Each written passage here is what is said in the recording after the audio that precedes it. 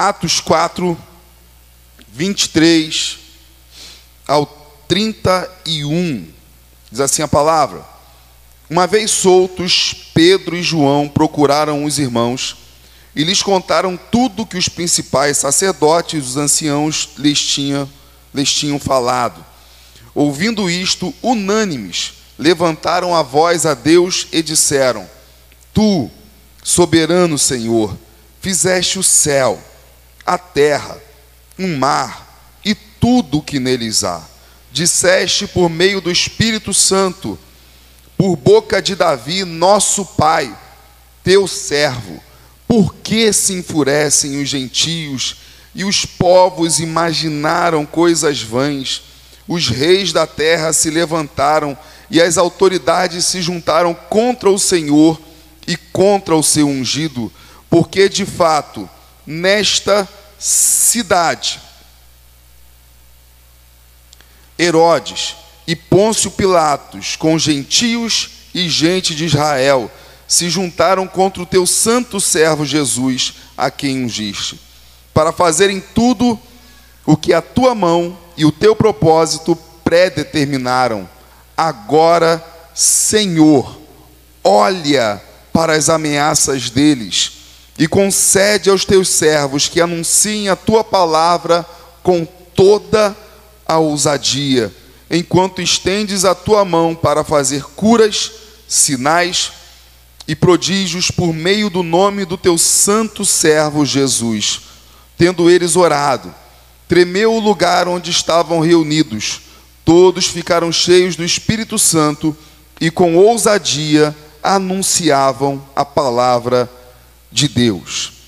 Irmãos, esse fato que nós acabamos de ler, ele ocorreu logo após Pedro e João serem liberados da prisão. Prisão essa que ocorreu logo após eles terem curado um coxo. Os irmãos, eu creio que já ouviram falar daquela famosa história de Pedro e João indo em direção ao templo e um homem lá aleijado pedindo esmolas, e eles dizem: nós não temos prata nem ouro, mas o que nós temos, isto te damos. Em nome de Jesus de Nazaré, levanta e anda. E aquele homem passou então a andar. Não só andar, mas aquele homem também pulava. As forças nas pernas daquele homem ficou algo poderoso demais, grandioso demais. E o que acontece, irmãos? Uma coisa que acontecia várias vezes, em vez das pessoas ficarem felizes com o que ocorreu, começaram a questionar. Porque Pedro e João, depois de clamarem a Jesus e no poder de Jesus, no poder do Espírito Santo, curarem aquele aleijado, eles começam a pregar poderosamente a palavra. Algo que não foi no gosto de homens poderosos, seja da política, seja da religião de Israel. Então eles prenderam Pedro e João. E aqui o versículo 23 manifesta o momento em que eles são soltos. Diz que, uma vez soltos, Pedro e João procuraram os irmãos. A gente já vê os discípulos aí, os líderes da igreja, buscando a comunhão da igreja. Tudo o que eles fazem é em comum. Ao serem soltos, eles já vão em direção aos seus irmãos na fé. E eles contam tudo o que os sacerdotes e os anciãos tinham falado a eles. E a questão é o seguinte: o que os sacerdotes e os anciãos falaram? Bem, falaram muita coisa, irmãos, mas só para a gente resumir, entender um pouquinho, lá no versículo 17 aí de Atos 4, diz assim, olha a decisão desses homens, líderes religiosos e políticos aí de Israel. Atos 4,17. Mas para que não haja maior divulgação entre o povo, maior divulgação de quê? Da cura daquele aleijado, maior divulgação da ressurreição de Jesus. Mas para que não haja maior divulgação entre o povo, vamos ameaçá-los para não falarem mais neste nome a quem quer que seja. Chamando-os, versículo 18, ordenaram-lhes de que de modo nenhum falassem nem ensinassem no nome de Jesus.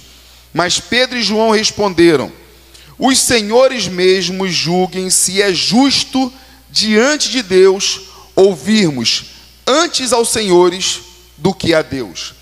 Pois não podemos deixar de falar das coisas que vimos e ouvimos.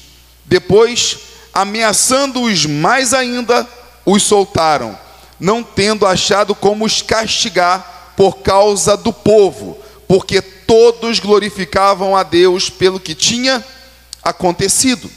Então diz aí, irmãos, o versículo 23, que eles procuraram os irmãos. A comunhão da igreja, a reunião da igreja, irmãos, igreja é um povo que se reúne.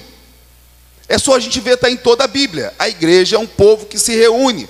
Reúne para testemunhar os feitos de Jesus, reúne para estar juntos, para o amor, para as boas obras, reúne-se para adorar a Deus, reúne-se para proclamar a grandiosidade do Evangelho de nosso Senhor Jesus Cristo. Então, uma vez soltos, eles procuraram os irmãos, contaram o que os sacerdotes e anciãos tinham falado. Quer dizer, falaram ameaçando eles para que eles não divulgassem o nome de Jesus. Ameaçando eles para que eles não seguissem mostrando o poder de Deus que levantava homens de pernas fracas, fazendo-os pular de alegria. Queriam abafar a mensagem de Cristo e abafar os sinais que acompanhavam os discípulos no poder do Espírito Santo. Então, quando eles chegam diante da igreja, dos demais irmãos, Pedro e João, e contam o que os anciãos e sacerdotes tinham dito, percebam, irmãos, a atitude da igreja. Versículo 24. Ouvindo isto, unânimes, levantaram a voz a Deus e disseram: Tu, soberano Senhor, fizeste o céu, a terra, o mar e tudo o que neles há. Irmãos, quando eles falam para a igreja: olha, estão ameaçando a gente, olha, querem proibir a gente de anunciar o nome de Jesus, não querem mais que a gente manifeste o poder do Espírito Santo para ajudar a gente miserável. Eles querem que a gente se cale. Eles não querem a nossa mensagem, eles não querem as nossas obras, eles não querem a nossa oração. Homens da religião, irmãos. Eles querem calar a nossa voz. Irmãos, olhe a atitude da igreja. O que a igreja faz diante das ameaças? Unânimes, levantam a voz a Deus e dizem o quê? Dizem palavras de adoração a Deus.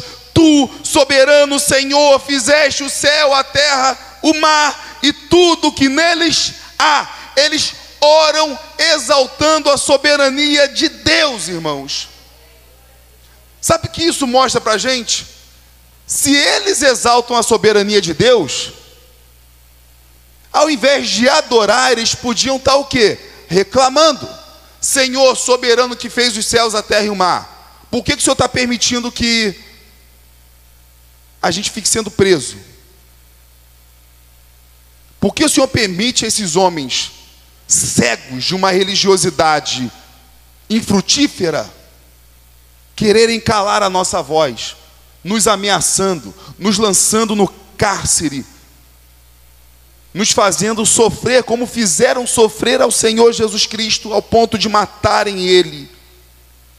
A igreja simplesmente, irmãos, é o seguinte: eles reconhecem a soberania de Deus sobre todas as coisas, e eles o adoram como Criador. Se eles reconhecem a soberania de Deus, irmãos, eles sabem que o que está acontecendo na vida deles é porque Deus assim o permitiu. É porque o próprio Senhor Jesus já tinha dito: o servo não é maior do que o seu Senhor. Se perseguiram a mim, vão perseguir vocês. Por isso, irmãos, que uma coisa que a gente tem que aprender a ser igreja é o seguinte: a igreja é um povo que adora Jesus e pronto. A igreja não é um povo que fica por aí falando mal dos que se opõem à nossa fé. A igreja não foi um povo feito para ficar com a língua nas redes sociais, ou a língua mesmo falada assim, igual eu estou fazendo aqui agora. para ficar simplesmente atacando quem se opõe à nossa fé. A igreja tem que parar de falar mal dos outros e falar dos que se opõem à religião cristã, que se opõem ao evangelho de nosso Senhor Jesus Cristo, que se opõem à nossa mensagem. E a igreja tem que passar a ser uma igreja adoradora. A gente exalta a soberania do nosso Deus. E se algumas coisas acontecem no nosso país que às vezes afrontam a nossa fé, a gente tem que dizer o seguinte: Senhor, Tu és o Criador dos céus e da terra, do mar, de tudo que há neles. E pronto, Ele é o Criador, Ele é soberano, Ele sabe o que faz. E a igreja precisa conhecer a esse Deus. A igreja precisa ser uma igreja de adoração. O que acontece às vezes, irmãos, nas igrejas? As igrejas são desequilibradas. Uma igreja adora muito, outra igreja ora muito, outra igreja estuda muito. Por que que a igreja ela não pode adorar muito, e se é a mesma que estuda muito, e se é a mesma que ora muito, e entender que tudo é plano de Deus e tudo é propósito eterno? Irmãos, um povo que reconhece a soberania de Deus é um povo que adora esse Deus, reconhece a grandiosidade dele sobre todas as coisas.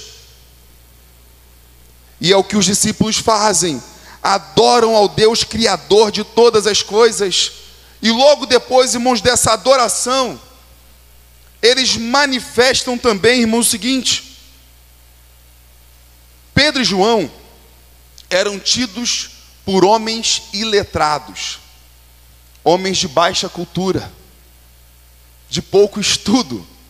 Mas perceba o seguinte, irmãos: esses homens de pouco estudo conheciam a Bíblia Sagrada, porque logo depois da adoração prestada a Deus, reconhecendo Ele como soberano, Criador de todas as coisas, eles veem o Salmo acontecendo. Eles citam o Salmo 2 no versículo 25.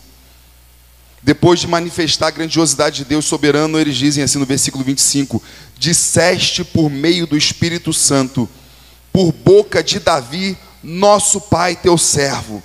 Por que se enfureceram os gentios e os povos imaginaram coisas vãs?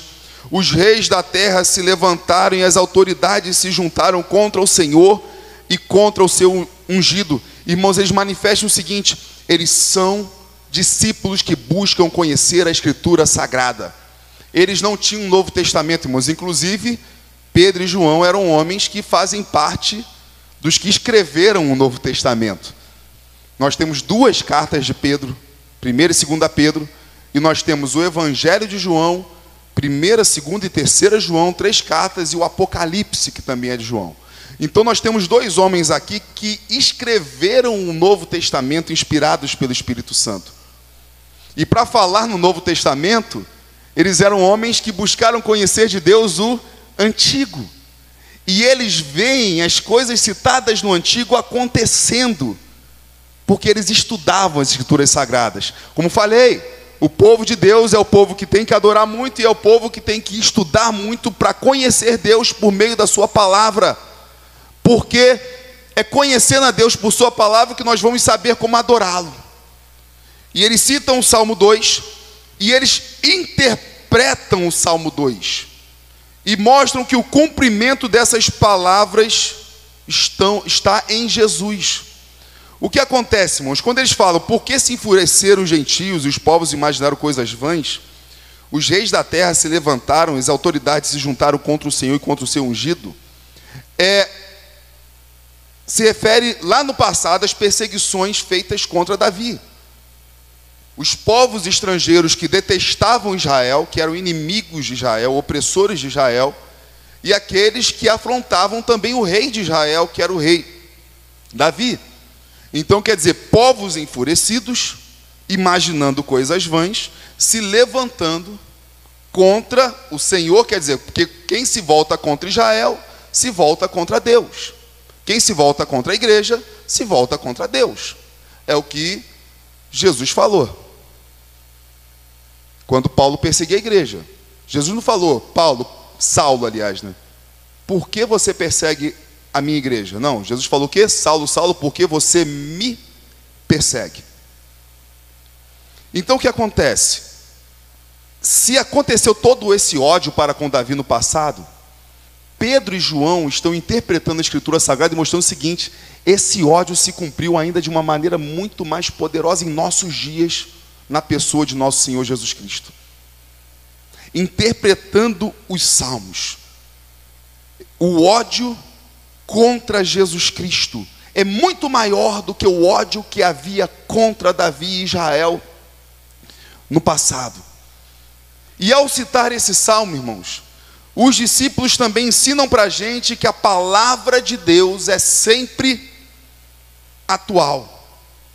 Porque eles pegam o salmo, gentios e gentes de Israel se voltaram contra o Senhor e contra o seu ungido, e eles vão citar o que aconteceu nos dias deles, versículo 27, porque de fato, nesta cidade, quer dizer, Jerusalém, Herodes e Pôncio Pilatos, com gentios e gente de Israel, se juntaram contra o teu santo servo Jesus, a quem ungiste. Percebam, eles citam como o salmo está se cumprindo nos dias deles. Porque, irmãos, a palavra de Deus é sempre atual.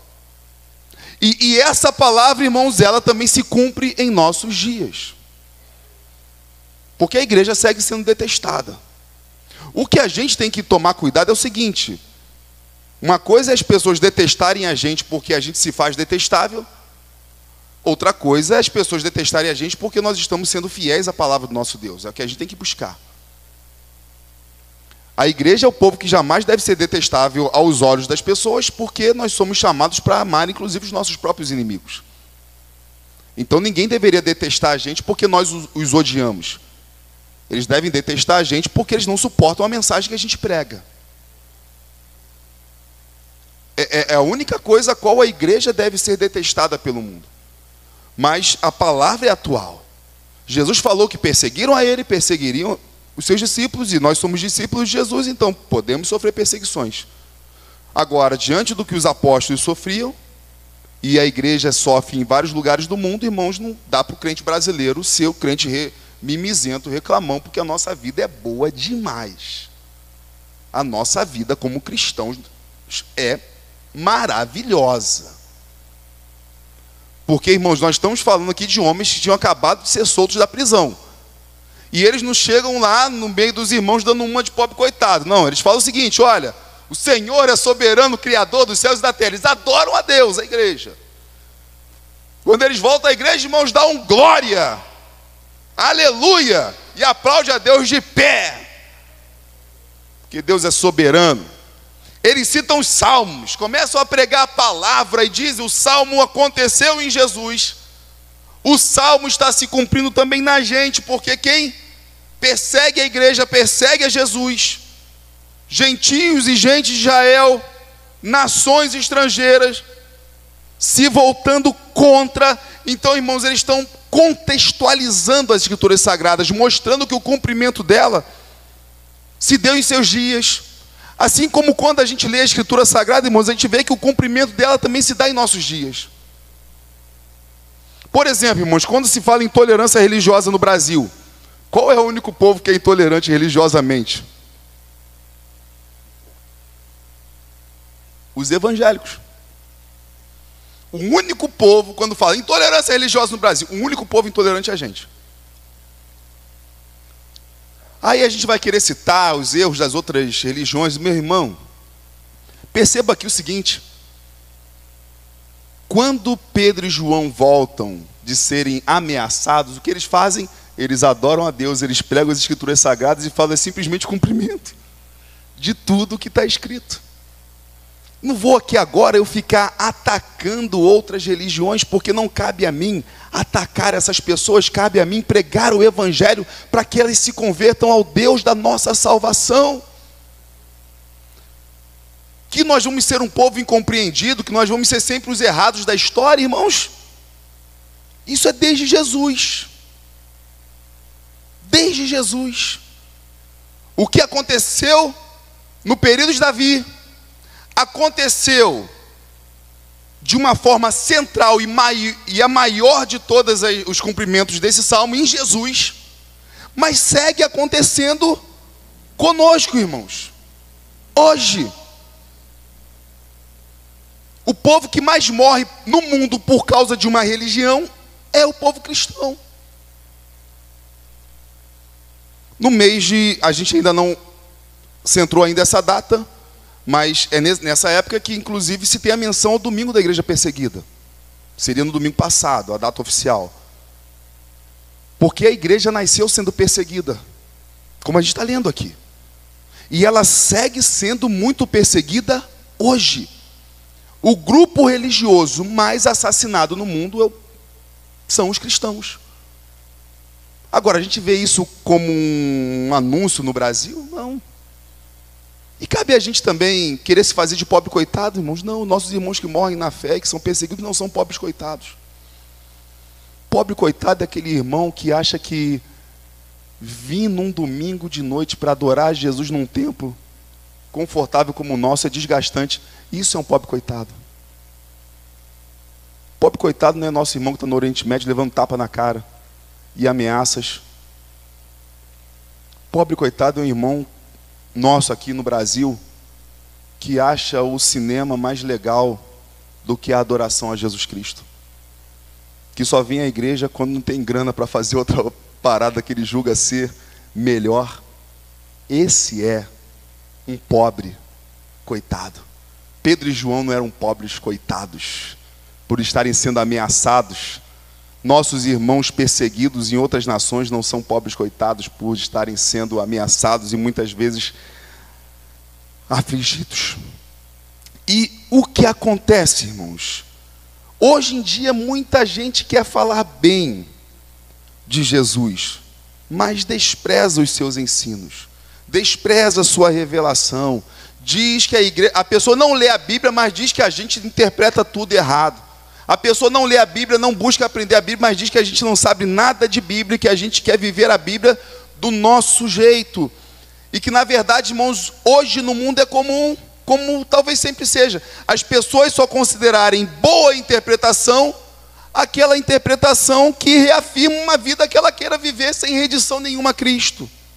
Porque sabe o que o mundo quer de Jesus? Ah, Jesus é muito legalzinho, mas a igreja é detestável. Porque sabe o que elas querem de Jesus? Quer que Jesus seja, sabe o que, irmãos? Aquele noivo, porque Jesus é o noivo. Quer que Jesus seja aquele noivo que vai te dar o dinheiro, que vai te dar a casa, que vai te dar o que você precisa, mas que não vai esquentar se você está se deitando com amantes, se ele está em último lugar na sua vida, se você só vai buscá-lo na hora que ninguém mais lhe quer. As pessoas querem fazer isso de Jesus. Aí dizem que ama Jesus, meu irmão. Que marido que ama Jesus, que ama a sua esposa, se coloca a sua esposa por último, atrás de outras mulheres? Que mulher que ama o seu marido se coloca o seu marido por último, atrás de outros homens? Nós vivemos uma geração que diz que ama Jesus, mas Jesus, irmão, está lá no final de tudo. E as palavras deles são desprezadas. Sabe por que dizem? Jesus é amor. E de fato ele é amor. E aí tudo que Jesus ensina dizem, não, isso é coisa da igreja, não é coisa de Jesus. E aí no final, sabe o que acontece, irmãos? As pessoas dizem que amam Jesus e que respeitam Jesus, mas seguem perseguindo Jesus até hoje. Jesus segue sendo, e a mensagem dele na cruz segue sendo loucura para o mundo. Jesus segue sendo escarnecido, zombado, debochado, até por aqueles que dizem, Jesus é um amorzinho, Jesus é maravilhoso, Jesus é bom demais, porque o despreza. Como um filho que diz para o seu pai, pai, o Senhor é maravilhoso, o Senhor é bom, pai, me dá mesada, pai, paga o cinema, pai, me dá um carro, pai, me dá isso, pai, me dá aquilo, mas despreza seu pai, não ama seu pai.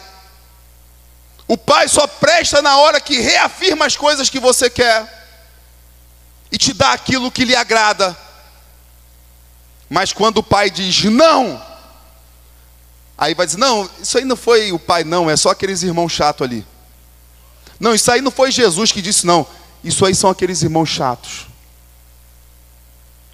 Não, esse negócio aí de amar inimigo não foi Jesus que falou, não. Isso aí são os irmãos chatos. Inimigo tem que ser odiado. Ah, esse negócio aí de que olhou para uma mulher e pensou nela, sem ela ser sua esposa, já é adultério. Isso aí é a igreja que é rígida demais. Não foi Jesus que falou isso, não. Esse negócio de que, se você odeia é um assassino. Não, isso aí não foi Jesus, não. Esse negócio de deixa o homem pai e mãe, se une à sua mulher, e os dois se tornam uma só carne, homem e mulher, isso aí não é Jesus, não. Isso é essa igreja, esse povo chato. Esse negócio de que você tem que colocar ele acima de tudo, isso não foi ele que falou, é esse povo chato. Irmão, eu só estou citando algumas coisas aqui que rejeitam que foi Jesus que falou nas Escrituras Sagradas. Eu não estou nem aqui considerando, irmãos, que toda a Bíblia é a palavra de Deus. Eu só estou citando o que Jesus citou. Porque, irmãos, não é aquela coisa assim, mas é o Antigo Testamento que não presta. Irmãos, as pessoas não estão rejeitando o Antigo Testamento, elas estão rejeitando o Evangelho de nosso Senhor Jesus Cristo. Porque Jesus segue sendo motivo de escárnio. Jesus segue sendo, na visão do mundo, alguém que atrapalha.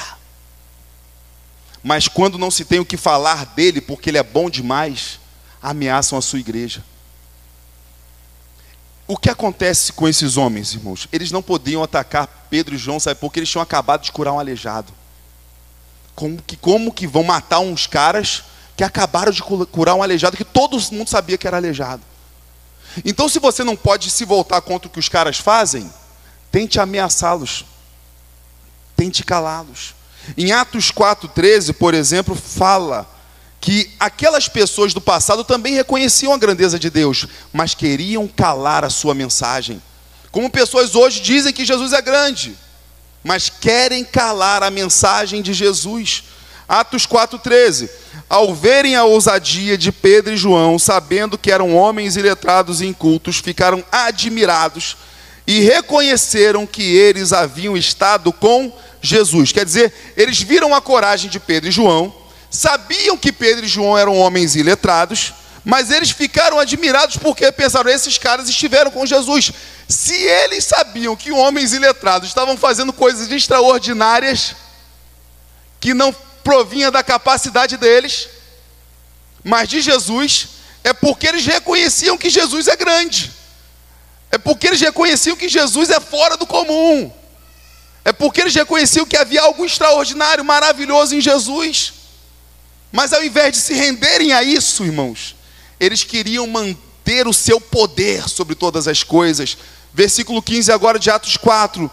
E mandando-os sair do sinédrio, discutiam entre si, dizendo: que faremos com estes homens? Pois todos os moradores de Jerusalém sabem que um sinal notório foi feito por eles, e não podemos negar. Irmãos, olha, todos os moradores de Jerusalém sabem que o sinal notório foi feito. Não há como negarmos o que foi feito. Irmãos, se não havia como negar o que foi feito, por que não se rendem ao que foi feito? Mas a dureza do coração deles os levava a querer calar a mensagem do Evangelho. Percebe, irmãos, eles queriam calar a voz do Evangelho. Isso é grave demais. Mas nesse contexto aí, irmãos, o que Pedro e João seguem fazendo? Versículo 28. Eles entendem que tudo aquilo que foi feito contra Jesus por Herodes, Pôncio Pilatos, gentios e gente de Israel, versículo 28, eles dizem aí: para fazerem tudo o que a tua mão e o teu propósito pré-determinaram. Eles continuam exaltando a providência de Deus porque eles reconhecem que Jesus morreu não porque Pôncio Pilatos, Herodes e os romanos eram poderosos, mas porque Jesus assim quis. Ele nasceu para morrer, ele se entregou por livre e espontânea vontade. Isso não significa, irmãos, que Judas não seja responsável por seus atos, porque Judas traiu Jesus, Pilatos foi um covarde, e Herodes foi um corrupto, os romanos, injustos, assim como a liderança religiosa de Israel.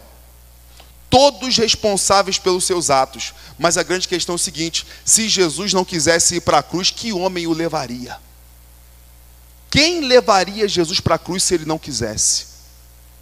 Por isso ele fala: não são eles que tiram a minha vida, eu é que espontaneamente a dou. Ou quando Pilatos vira para Jesus e Jesus calado, não se defendendo, e Pilatos fala para Jesus: não sabe que eu tenho autoridade, poder para prendê-lo ou para soltá-lo? Irmãos, aquilo ali é maravilhoso. Um dos poucos momentos que Jesus fala naquele tribunal corrupto de Pilatos, aquele tribunal sem vergonha de Pilatos. Um dos poucos momentos que Jesus fala, ele fala para Pilatos: nenhuma autoridade você teria sobre mim se do céu não te fosse dada. Você não teria nenhum poder sobre a minha vida, Pilatos, se eu não quisesse isso. Você está nessa posição porque eu assim o quis. Por isso que os discípulos falam o seguinte: os homens são responsáveis por matar Jesus, mas Jesus só foi morto por quê? Porque ele se colocou como aquele que cumpriria a justiça de Deus e seria condenado em nosso lugar. Então quer dizer, para fazerem tudo que a tua mão e o teu propósito predeterminaram. Eles seguem confiando na providência de Deus, eles seguem confiando que ainda que o ser humano seja responsável por seus atos injustos, Deus é soberano sobre todas as coisas, e eles creem que a voz do Evangelho jamais será calada, a não ser que Deus o queira. A não ser que Deus o queira. Irmãos, é uma coisa que Jesus fala para a igreja de Éfeso, lá nas cartas ao Apocalipse, aquele famoso texto: veja onde você caiu, volta ao seu primeiro amor. Uma igreja que ele reconhece coisas boas, porque é uma igreja que não suporta doutrinas falsas, mas uma igreja que deixou de amar a Deus sobre todas as coisas, uma igreja que perdeu o primeiro amor. Jesus fala o seguinte: olha onde vocês caíram, olha onde vocês erraram, volta atrás, volta a ser aquela igreja viva, porque senão eu virei e removerei o candeeiro. O que um candeeiro faz, irmãos? Ilumina. A igreja foi chamada para quê? No mundo? Iluminar. Jesus disse que nós somos a luz do mundo. Jesus está dizendo que Jesus disse para a igreja de Éfeso foi o seguinte: se vocês não viverem para cumprir o que eu determinei que vocês cumpram, não precisa vir com papinho que o diabo vai fechar vocês não, porque quem vai fechar essa igreja sou eu. Porque se a igreja, irmãos, deixa de cumprir os propósitos de Cristo, ela passa a servir o contrário. Ela se torna a sinagoga de Satanás. É só você ver no Brasil, um monte de gente que deixa de servir os propósitos de Cristo, ele passa a servir ao propósito contrário. E a gente tem isso em todas as bandas, em todos os lados que posso imaginar, desde os mais liberais até os mais fundamentalistas, que abandonaram a vontade de Deus e estão servindo segundo o seu próprio propósito, e acabam sendo mais úteis a Satanás do que a Jesus, ainda que digam professar o nome de Jesus. A igreja precisa se render à vontade de Jesus. Irmãos, eu testemunho isso aqui, já recentemente falei. Muita gente quer que a igreja seja do seu jeitinho, irmãos. Eu já desisti de fazer a igreja do meu jeito porque eu não consigo, até já tentei, mas nunca consegui. Eu tenho uma péssima notícia para dar para você: se eu desistir de fazer a igreja do meu jeito, meu irmão, não é do seu jeito que eu vou fazer. Então, vamos nos render e vamos abrir o nosso coração para que o Espírito Santo conduza essa igreja do jeito que Ele quiser. Vamos parar de lutar contra Deus querendo a nossa vontade e vamos simplesmente se render ao Altíssimo, soberano sobre todas as coisas, que vai cumprir o que a sua mão e os seus propósitos pré-determinaram. Então, irmão, sabendo que Deus é soberano e que por isso Jesus sofreu, porque Ele tinha que cumprir a justiça de Deus e ser condenado no lugar da humanidade, então, irmãos, o que sobra aí para Pedro, João, os discípulos fazerem? Olha, nós só temos um propósito, nós temos que cumprir a missão de Deus no mundo. Não vamos lutar contra isso. Vamos nos render a isso e suplicar a força do Pai, a força, o poder do Espírito Santo. Então, irmãos, eles clamam por ousadia na evangelização. Versículo 29 diz assim: agora, Senhor, olha para as ameaças deles e concede aos teus servos que anunciem a tua palavra com toda ousadia. Se havia gente poderosa em Israel tentando calar a voz do evangelho, os discípulos estão decididos: nada vai calar a voz do evangelho. Senhor, nos conceda coragem, Senhor, nos conceda ousadia, para que a gente siga anunciando o nome de Jesus, esse nome que é sobre todo nome. E percebam, irmãos, olha para as ameaças. Eles não oram pedindo a destruição dos inimigos. Eles não falam assim: Senhor, olha o que eles estão fazendo. Senhor, elimina.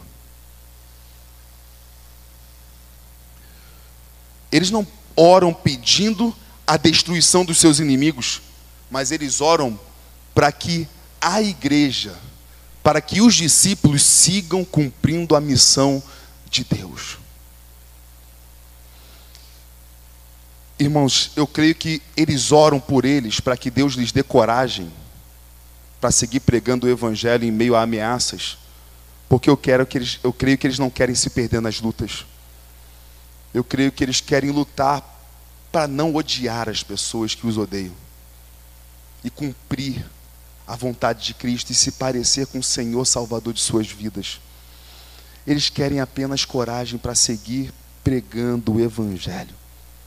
Eles não pedem a aniquilação dos que se opõem a eles e os ameaçam. Até porque, irmãos, possivelmente os discípulos naquele momento, mesmo que seja no começo da igreja, no início da caminhada, eles já tiveram a consciência de que a igreja sempre vai ter oposição para que a mensagem de Cristo seja anunciada. Irmãos, se Jesus falou que nós sempre sofreremos esse tipo de ameaça, se Jesus sempre falou que nós seríamos um povo detestado, Jesus falou que nós teríamos divisão até mesmo dentro da nossa própria casa por causa do evangelho, que haveria pai contra filho, filho contra pai por causa do evangelho. Se o próprio Senhor Jesus falou que perseguiram a ele, perseguiriam a nós também, para que a gente vai orar pedindo para que os nossos inimigos sejam aniquilados? Nossos inimigos nunca vão deixar de existir, irmãos. A igreja nunca vai parar de ser detestada. Nunca, irmãos. Nunca. Para você não sair daqui com aquela coisa assim: ah, Senhor, vai chegar um momento que só vão falar bem da igreja. Irmão, vou acabar aqui logo de vez. Se você achava isso, a igreja nunca deixará de ser odiada. Porque a igreja tem uma mensagem exclusivista: é só Jesus e pronto. E o mundo não suporta isso. O mundo não suporta o fato de que só Jesus é o Senhor, só Jesus salva, de que não há nenhum outro caminho, é só Ele e pronto. A mensagem cristã é uma mensagem exclusivista. Por isso que outras religiões conseguem se juntar contra a gente, porque eles não são exclusivistas. O bom é ter uma religião, tanto faz qual seja. A gente nós vamos respeitar qualquer religião que seja. Agora, nós fomos chamados a pregar de que a mensagem verdadeira certa é: Jesus é o Salvador de toda a humanidade, o ser humano precisa se render a Ele. Então a igreja sempre vai lidar com oposição. Então não adianta eles ficarem pedindo: Senhor, acaba com os nossos inimigos. O que eles pedem é: Senhor, nos dê ousadia para que a gente anuncie a Tua palavra, porque vamos seguir num caminho de amor, porém recebendo hostilidade. O que precisamos entender como igreja é o seguinte, irmãos: a igreja precisa parar de ser hostil aos outros. A igreja foi feita para receber hostilidade, mas não para ser hostil. A igreja foi feita para sofrer ameaças e não para fazer ameaças. Irmãos, viver numa tranquilidade é muito bom. Só que isso pode ser complicado para a história da igreja, para a vida da igreja. A igreja até já matou na sua história por causa disso. No Império Romano, a igreja era um povo perseguido ainda, hostilizado, um povo marginalizado, uma religião inferior. Até que o imperador, ao que parece, muitos contestam a conversão do imperador Constantino, mas não vou aqui julgar o Constantino. Não julgo os que eu conheço, não vou julgar o cara que eu nem sei quem foi há tantos anos atrás no Império Romano. Mas quando Constantino se torna um cristão, a igreja se torna a religião oficial do seu império. E até hoje, né, a igreja maior é a igreja apostólica romana. E o que acontece, irmãos? No começo, é maravilhoso para os cristãos, que deixa de ser aquela religião hostilizada e agora nós somos a religião do imperador. Só que a igreja foi crescendo em poder político, poder político, poder político, poder político, poder político, e a igreja passou a fazer aquilo que ela sofria. A igreja era ameaçada e assassinada por pregar o nome de Jesus. A igreja passou a matar, perseguir, afrontar quem negava o nome de Jesus. O que a igreja nunca foi chamada para fazer. Então, irmãos, nós podemos ser agentes de transformação do mundo, mas nós temos que tomar muito cuidado com o poder que às vezes nós queremos. E se estamos preparados para tê-lo. E o que vamos fazer com o poder que venhamos a ter? É perigoso, irmãos, porque a igreja já usou muito mal desse poder na história. Poucos têm sabedoria para ter poder e usá-lo para o bem de todos, mesmo daqueles que são opostos à nossa fé. E aí, irmãos, eles falam, olha para as ameaças. E eles não pedem, Senhor, mata os inimigos. O que eles pedem é, Senhor, nos dê coragem, ousadia, para que o evangelho siga sendo pregado, para que a gente nunca deixe de anunciar a tua palavra. E o que eles pedem também enquanto anunciam a palavra, irmãos? Versículo 30. Eles pedem ousadia na evangelização, no versículo 29, e eles pedem no versículo 30 uma vida de serviço, nos dons, na intercessão. Diz assim, versículo 30, enquanto estendes a tua mão para fazer curas, sinais e prodígios, por meio do nome do teu santo servo, Jesus. Irmãos, às vezes muitas pessoas dizem assim, o que importa é a salvação eterna. Esse negócio da igreja querer dons para curar pessoas, para fazer coisas extraordinárias, isso não é o principal. O importante é a salvação eterna, é pregar o evangelho. Irmãos, realmente, o importante é a salvação eterna. O importante é pregar o evangelho. O importante é que todo homem e mulher se renda a Jesus de todo o coração. Mas, irmãos, se nós temos um Deus que pode curar o câncer, por que a gente não vai pedir a Ele que cure, irmãos?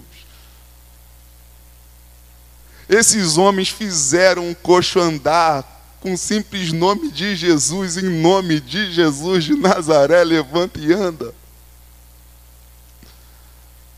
Irmãos, por que a igreja, enquanto prega o evangelho, vai desprezar a ajuda, o socorro a pessoas com uma vida sofrida?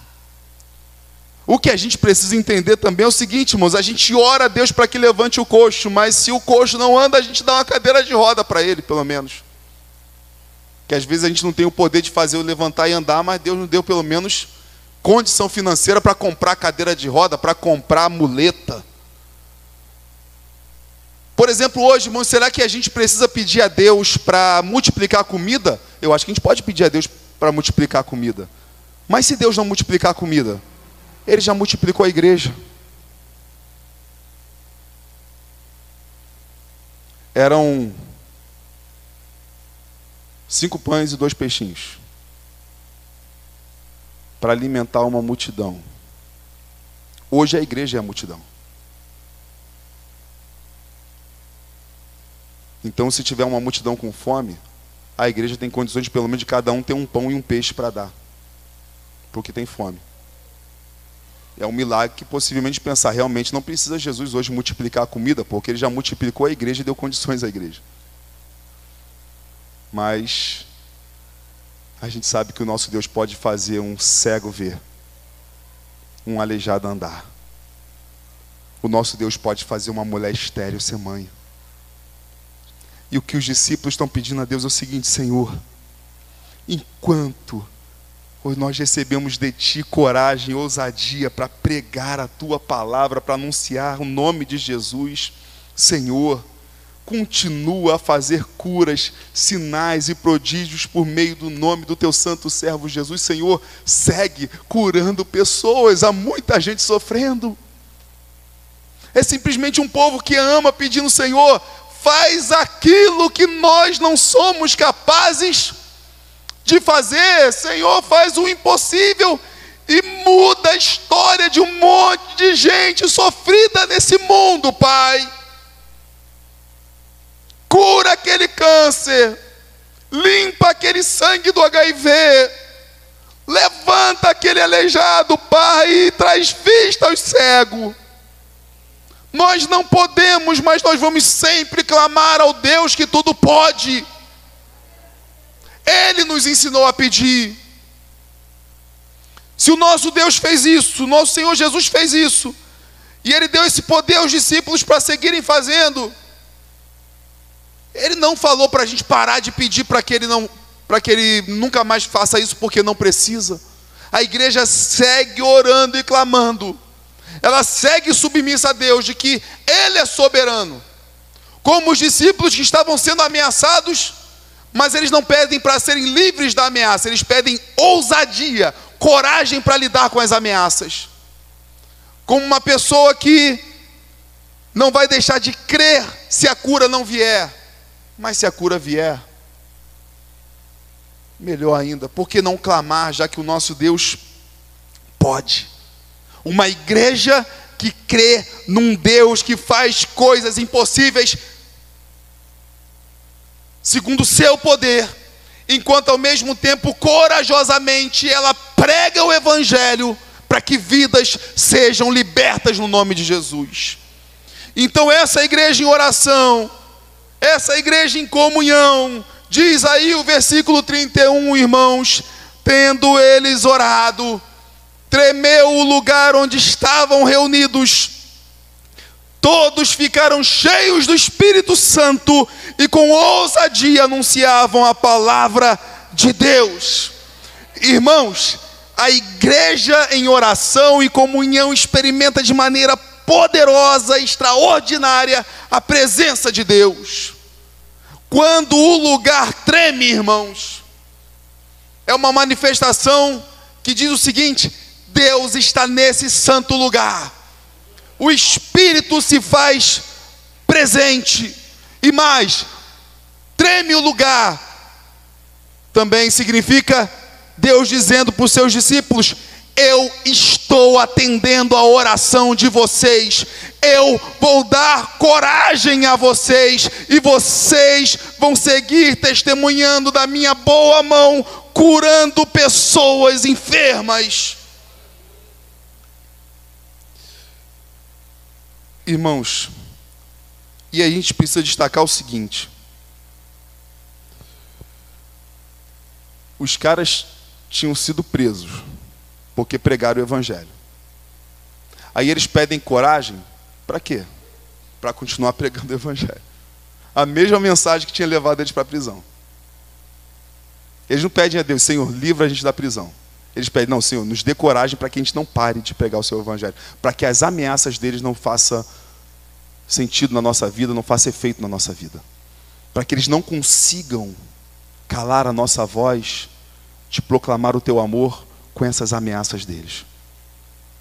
Eles pedem ousadia para Deus dar a eles aquilo que havia levado eles para a prisão.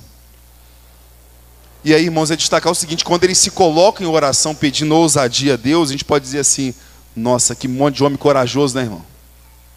Mas se eles pedem ousadia e coragem a Deus, é justamente porque eles, na natureza deles, eles não tinham. Está aqui Pedro e João, irmãos. Pelo menos 2 homens aqui na igreja aqui reunida, nós temos o nome de 2 pessoas, Pedro e João, pedindo coragem a Deus para nos seguirem anunciando a palavra. Pedro mesmo, irmãos, é aquele homem que negou a Jesus 3 vezes. Negou que conhecia Jesus, que tremeu de medo. A oração de Pedro, irmãos, é o seguinte: Senhor, eu nunca mais quero negar a Ti. Senhor, nunca mais eu quero fracassar na vida quando se refere a dizer que Jesus é o que eu tenho de mais precioso. O que Pedro está pedindo aí a Jesus é o seguinte, ao Espírito Santo na vida dele. Aquele Pedro que disse para Jesus: ainda que todos fracassem, eu jamais farei isso. Eu irei contigo até a morte, se preciso for. Foi o que Pedro falou para Jesus. E Jesus falou para ele: antes que o galo cante, você vai me negar 3 vezes.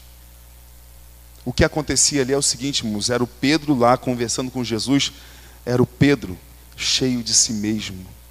E agora a diferença é um Pedro que não se apoia na sua própria força, porque admite o seguinte: eu não consigo. Então o Espírito Santo vem sobre a minha vida e me dá essa coragem que em mim, na minha natureza, não existe. E pedindo essa ousadia, o lugar treme. Deus responde: eu estou presente, a oração de vocês está sendo atendida. Irmãos, é maravilhoso experimentar esse tremor, é maravilhoso experimentar algo do Espírito Santo que mexa com o nosso corpo, com a nossa estrutura, com as nossas emoções, com as nossas sensações. Mas, irmãos, se nós tivermos sensações maravilhosas, como esse próprio terremoto aqui, onde houve um tremor e nada foi destruído,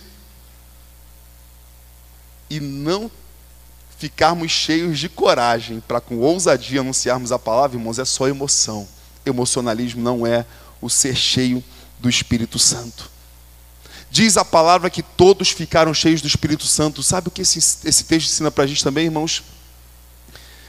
Que ser cheio do Espírito Santo deve ser uma busca constante. Você tem que querer isso, e pedir isso, e buscar isso em Deus todos os dias da sua vida, porque ser cheio do Espírito Santo, se a gente buscar em Atos dos Apóstolos, é algo que pode se repetir várias vezes. Ser cheio do Espírito Santo não é aquela situação, hoje, que dia é hoje? 19 de junho. Hoje, 19 de junho, fiquei cheio do Espírito Santo. Então significa que agora estou cheio do Espírito Santo de uma vez por todas? Não.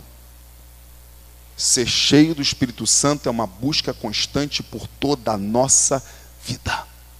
Deixar de ter o Espírito, jamais deixaremos de ter. O Espírito jamais se apartará de nós. Mas o grau de intimidade que temos com Ele, de relacionamento e de submissão ao Espírito Santo e de se maravilhar com a presença dEle, isso altera na nossa vida. Então buscar ser cheio do Espírito Santo é uma coisa constante. Se a gente buscar aqui em Atos dos Apóstolos, irmãos, a gente vai ver que isso aconteceu várias vezes com os discípulos. Por exemplo, vamos buscar lá alguns textos aí da Escritura Sagrada. Atos 2:4, lá em Pentecostes. A gente vai dar um passeiozinho aí breve em Atos. Lá em Pentecostes, Atos 2:4. Quando o Espírito Santo desceu, diz aí, vamos ler juntos? Todos ficaram cheios do Espírito Santo e começaram a falar em outras línguas, segundo o Espírito lhes concedia que falassem. Ficaram cheios do Espírito Santo e uma coisa extraordinária aconteceu, maravilhosa. Pessoas começaram a falar idiomas que elas antes não sabiam falar. Depois, irmãos, Atos 4:8. Outro se encher do Espírito. Agora manifesta que Pedro foi cheio do Espírito Santo. Então, Pedro, cheio do Espírito Santo, lhes disse: autoridades e anciãos do povo. Autoridades do povo e anciãos. É só destacar, mais uma vez, Pedro está novamente cheio do Espírito. Pedro então, irmãos, era a fominha de ser cheio do Espírito. Ele estava lá no Pentecoste, agora Pedro está cheio do Espírito Santo de novo. Aí o texto que a gente leu, Atos 4:31. Atos 4:31 diz que tremeu o lugar, tendo eles orado, tremeu o lugar onde estavam reunidos, todos ficaram cheios do Espírito Santo. Perceba, irmãos, dando exemplo só de Pedro. Pedro estava lá no Pentecoste, ficou cheio do Espírito Santo. Se ele era cheio do Espírito Santo, por que ele ficou cheio do Espírito Santo de novo em outro momento? E se ele já era cheio do Espírito Santo 2 vezes, por que ele ficou cheio do Espírito Santo de novo uma outra vez? Então a gente vê em um breve tempo isso se repetindo na vida de Pedro 3 vezes. Ficando cheio do Espírito Santo, mostrando, sabe o que para a gente, irmãos? É uma busca constante. Eu ser cheio do Espírito Santo hoje, talvez eu não esteja tão cheio amanhã, mas eu posso ser cheio de novo dele na semana que vem, e eu vou buscá-lo constantemente na minha vida, porque eu quero ele com toda a intensidade que é possível. E o que a gente precisa destacar aqui também, irmão, é o seguinte: os fenômenos extraordinários são maravilhosos. Muitos presbiterianos dizem: não, a gente não precisa desse negócio aí não, porque o importante é a gente ter a palavra e a gente saber que a gente tem o Espírito Santo. Meu irmão, eu sou fominha. Se o Espírito Santo quiser me dar arrepio, me dá arrepio. Se o Espírito Santo quiser me fazer voar, me faça voar. Se ele quiser me botar no lugar e me treme, se ele quiser jogar no chão e fazer, botar pro lado de novo, faça assim. O Espírito Santo faz na minha vida o que o Senhor quiser. Se eu quiser vir com força de um vento no meu interior, sopra. Se o Senhor quiser que eu fale em outras línguas, me faça. Se o Senhor quiser que eu manifeste em profecias, assim faça. O Espírito Santo faz o que o Senhor quiser na minha vida, como eu quero ter sensações extraordinárias que o Senhor está nesse lugar. Como seria maravilhoso esse lugar tremer e esse teto não cair e nós ficarmos cheios do Espírito Santo. Então, irmãos, eu sou sincero, eu quero ter experiências sensoriais com o Espírito Santo. Agora, vamos lá para o outro lado. Ter essas sensações, irmãos, não significa... Aliás, ter essas sensações e não cumprir o propósito de ser cheio do Espírito Santo, talvez não seja o Espírito Santo, seja só o frio natural de hoje. Arrepiei. Se você não sair desse lugar entendendo que você foi chamado por uma missão de Deus nesse mundo e que a palavra de Jesus Cristo, o nome de Jesus Cristo tem que ser anunciado pela sua vida e pela sua boca, meu irmão, você não experimentou o Espírito Santo, você só sentiu o frio de hoje. De repente um ventilador soprando em você. Porque perceba a característica de todos esses momentos. Diz assim, Pentecostes, depois deles serem cheios do Espírito Santo, Atos 2:11, diz assim: tanto judeus como prosélitos, cretenses e árabes, que é ali o dom de línguas que foi dado, como os ouvimos falar sobre as grandezas de Deus em nossas próprias línguas. Eles receberam o poder de falar em idiomas que eles não conheciam. E o que eles falaram? As grandezas de Deus. Quando Pedro ficou cheio do Espírito Santo lá em Atos 4:8, perceba o que acontece no versículo seguinte, Atos 4:9. Visto que hoje somos interrogados a propósito do benefício feito a um homem enfermo e do modo como ele foi curado, saibam os senhores todos e todo o povo de Israel que em nome de Jesus Cristo, o Nazareno, a quem vocês crucificaram e a quem Deus ressuscitou dentre os mortos, sim, em seu nome é que este está curado na presença de vocês. Pedro, ao ser cheio do Espírito Santo, o que ele faz? Prega poderosamente para homens que o ameaçam e dizem: esse homem está curado, porque o Senhor Jesus Cristo, o mesmo que ressuscitou dos mortos, foi Ele que curou esse homem. E os caras detestavam que o nome de Jesus fosse dito, mas Pedro, cheio do Espírito Santo, ele não consegue se calar de anunciar o nome de Jesus. E o nosso texto aí, irmãos, de hoje, Atos 4:31, percebam o que acontece ao serem cheios do Espírito. Tendo eles orado, tremeu o lugar onde estavam reunidos, todos ficaram cheios do Espírito Santo e com ousadia anunciavam a palavra de Deus. A característica sempre de ser cheio do Espírito, irmãos, é anunciar com ousadia a palavra de Deus. Em um momento que ficaram cheios do Espírito Santo, falaram em outras línguas. Em outro momento que ficaram cheios do Espírito Santo, curaram o coxo. Em outro momento que ficaram cheios do Espírito Santo, tremeu o lugar. Em outro momento que ficaram cheios do Espírito Santo, não aconteceu nada de incomum. Mas em todos os momentos, com coragem, eles anunciavam o nome de Jesus. Isso é a característica essencial, maior de ser cheio do Espírito Santo. Um povo para com coragem anunciar o nome de Jesus. Essa é a marca maior de ser cheio do Espírito Santo. Coragem, ousadia para anunciar a palavra, a vontade de Deus.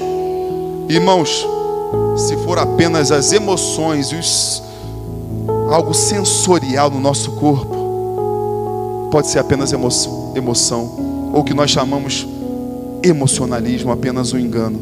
Se não nos impulsionou a amar mais as pessoas e a Deus, e levar o nome que é sobre todo nome, para que todos sejam salvos, não foi o Espírito Santo que te deu aquele arrepio. Não foi o Espírito Santo que te fez voar, seja na sua mente, que te fez tremer, se a palavra não vem a ser anunciada da nossa boca com coragem. Irmãos, nós temos aqui a igreja em oração, uma igreja em comunhão. Eles se reúnem juntos para testemunharem o amor de Jesus, as misericórdias, a libertação. Eles vivem em oração, eles vivem em comunhão, eles clamam a Deus para que a mensagem evangelística siga adiante. Eles pedem a Deus que Deus faça coisas maravilhosas, ajudando gente miserável no mundo, e que Deus use a eles. Eles pedem a Deus coragem para que esse nome jamais saia de sua boca. Irmãos, está sempre na hora da gente ser uma igreja, deixar de ser uma igreja tão fraquinha para ser uma igreja corajosa. Irmãos, esses caras acabaram de ser ameaçados, eles foram se reunir com o povo de Deus. Quanta gente não consegue se reunir porque a série da Netflix estava boa demais. Esses caras saíram da prisão, irmãos, e foram se reunir com a igreja de Cristo, para pedir coragem para seguir fazendo a mesma coisa que levou eles a serem presos. Sabe por quê, irmãos? Porque eles tinham convicção do que eles estavam fazendo. E é hora da gente, como igreja, às vezes, irmãos, pensar na nossa insignificância e olhar para o nosso coração. Será que a gente sabe o que a gente está fazendo? Por que nós somos igreja? Para que Jesus nos chamou? Primeiro Ele fez uma obra em nós e nos redimiu, perdoou os nossos pecados. Isso é tão grandioso que não pode ficar em nós. E irmãos, não tenha medo do Espírito Santo. O Espírito Santo só vai dar a você algo que seja prazer na sua vida. Ele vai fazer você se maravilhar com coisas belas que antes não via, com a grandeza de um Deus que a gente às vezes não conhece direito ainda, de um Deus que é Pai amoroso de cada um de nós, e que está pronto a redimir vários dentre a humanidade e ajudar a gente sofrida e miserável nesse mundo, e redimir pessoas que estariam condenadas ao inferno se não fosse o amor de Jesus Cristo. Jesus disse, irmãos, que o Pai jamais negará aquele que lhe pede o Espírito Santo. Se vocês que são maus sabem dar boas dádivas aos filhos de vocês, quanto mais o Pai Celestial dará o Espírito Santo àqueles que lhe pedem. Deixa eu colocar em pé nessa hora, meus irmãos. Eu não vou pedir para ninguém vir aqui à frente, porque isso deve ser a súplica de todos nós. Ser cheios do Espírito Santo. E que seja um clamor da igreja. Ser cheios do Espírito Santo, para termos ousadia, para termos coragem. Irmãos, o mundo detesta a igreja, mas a igreja não pode detestar o mundo, porque João 3,16 diz: porque Deus amou o mundo de tal maneira que deu seu Filho unigênito, para que todo aquele que nele crê não pereça, mas tenha vida eterna. Jesus veio ao mundo porque Ele amava pessoas no mundo, pessoas que odiavam o Pai, mas que Jesus veio, amou, salvou, redimiu, e nós estamos aqui. A igreja pode ser ameaçada, mas ela não pode ser a que ameaça. A igreja pode ser hostilizada, mas ela não pode ser hostil. A gente aprendeu aqui com os discípulos que eles não pediram a Deus a destruição dos inimigos. Eles pediram sim ousadia para proclamar a verdade, para que até mesmo aqueles discípulos ouvissem a verdade, se arrependessem e fossem salvos por Jesus Cristo. Igreja, vamos clamar nessa noite para sermos cheios do Espírito. Clame, igreja, nessa hora. Clame, igreja. Peça sobre a sua vida, peça sobre a sua família. Ele está aqui, Ele enche esse lugar. Pede, igreja. Vem, Espírito Santo. Vem, Espírito Santo, sopra nesse lugar. Vem, Espírito, enche a minha vida, enche as nossas vidas. Oh, Espírito Santo, nos dê coragem. Coragem. Tira a nossa timidez, a nossa vergonha. Espírito Santo de Deus, enche as nossas vidas, nos dê coragem. O mundo necessita de uma igreja amorosa, assim como Cristo. O mundo necessita de cristãos, de fato, semelhantes ao Cristo, ao Senhor Jesus. Vem, Espírito Santo, e segue com essa obra em nós. Sopra nesse lugar, batiza vidas nesse lugar. Espírito Santo, enche, transforma, transborda, nos faz diferentes, nos dá de um mover poderoso para sermos a igreja que o Senhor quer. Oh, Pai maravilhoso, nós aqui declaramos que não queremos a igreja do nosso gosto, da nossa opinião, do nosso jeito. Queremos, ó Pai, que essa igreja seja cheia do Teu Espírito Santo, que esta igreja seja submissa a Ele, do jeito dEle, nos movendo, nos impulsionando, nos levando adiante. Faz isso em cada um de nós aqui. Batiza vidas com Teu Espírito, enche vidas com Teu Espírito, faz transbordar, nos dê da Sua plenitude. Aviva-nos nessa noite, Pai, que sejamos tomados de um amor imenso por Jesus e pelo sentido de urgência da mensagem de Cristo nesse mundo. Faz isso em nós, ó Pai.